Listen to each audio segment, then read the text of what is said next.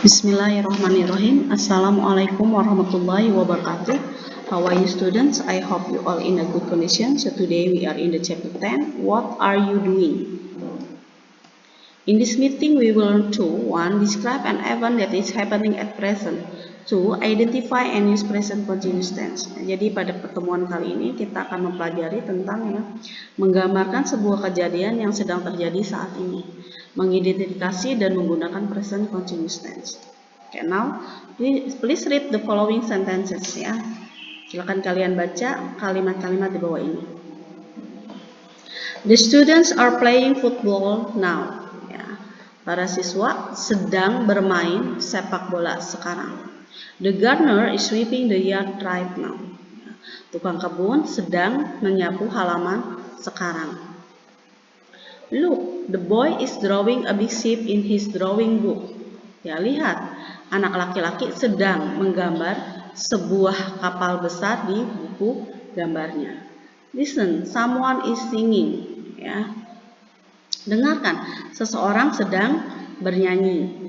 Is she taking a bath now? Apakah dia sedang mandi sekarang? Ya, kayak kalau kita perhatikan ya, jadi kalimat-kalimat ini memberikan informasi atau menjelaskan atau menggambarkan suatu kejadian yang sedang terjadi saat ini. Ya, sedang terjadi saat ini. Now. Look, listen, now. Ya, jadi semuanya sedang menjelaskan tentang kejadian saat ini. Ya. So, what is present continuous tense? Ya, jadi apa sih present continuous tense itu ya? Present continuous tense itu is to tell an event that is happening now ya. Jadi present continuous itu membicarakan ya sebuah kejadian yang terjadi sekarang. When do we use present continuous tense? Ya, kapan sih kita menggunakan present continuous tense? We use present continuous tense when we want to describe something happening at present. Ya, jadi kita menggunakan present continuous tense ketika kita ingin menjelaskan ya, suatu yang terjadi pada saat sekarang ya, suatu kejadian yang terjadi pada saat ini ya. Okay, now look at the form atau rumusnya ya, present continuous tense. Jadi di sini ada positive sentence ya, kalimat positif ya atau pernyataan, atau bisa juga dikatakan kalimat yang memberikan suatu informasi. Negative sentence ya, kalimat penolakan ya atau kalimat yang menyatakan penyangkalan. Dan interrogative sentence ya, kalimat pertanyaan. Kayak kita lihat rumusnya di sini. Ada subjek to be, am, is, are ya, digunakan sesuai dengan subjeknya. Verb 1 plus ing ditambah objek atau time signal boleh ya. Nah, untuk negative sentence-nya ya, di sini ada subjek to be, am, is, are ditambahkan not karena negatif ya. Ditambah verb 1 plus ing ditambah objek atau time signal. Oke ya. Terus yang ketiga interrogative sentence ya, karena pertanyaan dia, jadi to be-nya ditaruh di depan ya, ditambah subjek, tambah verb i plus ing ditambah objek atau time signal. Oke ya, kita lihat contohnya. The baby is sleeping at this time. The baby subject, is-nya to be ya. Sleeping ini verb 1 ditambah ing, sleeping ya. At this time ini adalah time signal ya. Penunjuk waktu, time signal. At this time, saat ini atau waktu sekarang ya. The baby is not sleeping at this time. The baby tidak sedang tidur saat ini. The baby subject is to be, not ya. Sleepingnya verb 1 tambah ing at this time, time signalnya. Is the baby sleeping at this time? Apakah bayi sedang tidur sekarang? Ya, itu. Kayak number 2, Faki is studying English at this moment. Ya, Faki subject to be is ya, studying dari study plus ing. Studying. English-nya itu objek, at this moment ini adalah time signal ya, time signalnya dia at this moment, saat ini ya. Terus sekarang kita lihat kalimat penyangkalannya. Faki is not studying English at this moment.